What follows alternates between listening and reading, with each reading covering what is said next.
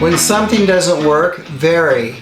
Jumping out of the car in downtown Las Vegas probably isn't a great idea to ask directions of someone on the street when your GPS is taking you in circles, but that's just what my wife did. We were there on business just recently and our GPS is taking us in circles, you know the drill.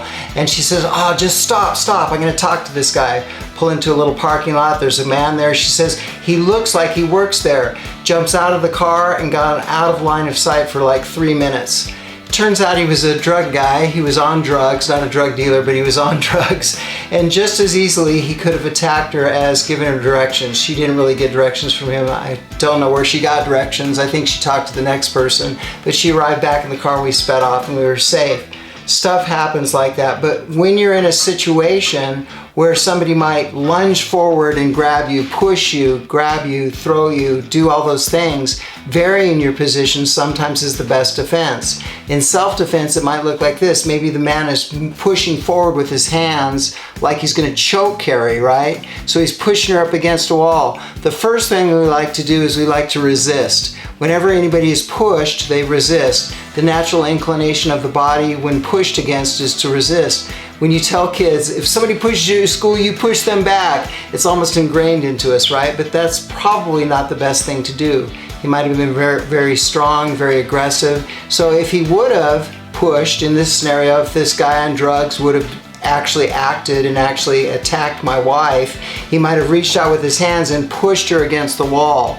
If he did that, hands against the throat like a choke, if she struggled for a moment, it would be okay as long as she varied her position eventually and allowed his arm to extend, exposing his elbow where she could actually have access to break his elbow or to push him off.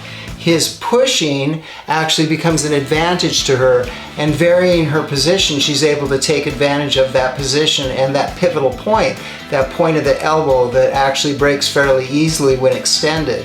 In life, it's the same thing as in life defense. Everybody that's had teenagers know that teenagers know everything. And when they know everything, they don't want to do anything. And they've got angst over almost everything.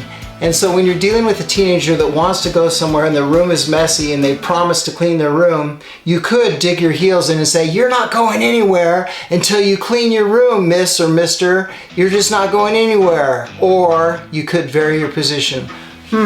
Interesting. You're going to spend the night with me, which is really great because I've got this amazing movie that I wanted us both to share, and I'm going to really enjoy having you here. That Gene probably turns and cleans the room right away, right? Because they varied their position. They didn't dig their heels in, square off, and try to resist or try to fight that position. They basically just varied it. And oh, look, there's an exposed elbow, there's an exposed point with the teenager of wanting to go to their friends and not staying around for a chick flick with their mom or an action movie with their dad. They're probably wanting to go to their friends worse than they are to fight the situation. So varying the situation actually makes it work. Vary, whether in self-defense or in life defense. When something doesn't work, vary. My name is Alan Hughes with Life Defense. Train with you soon.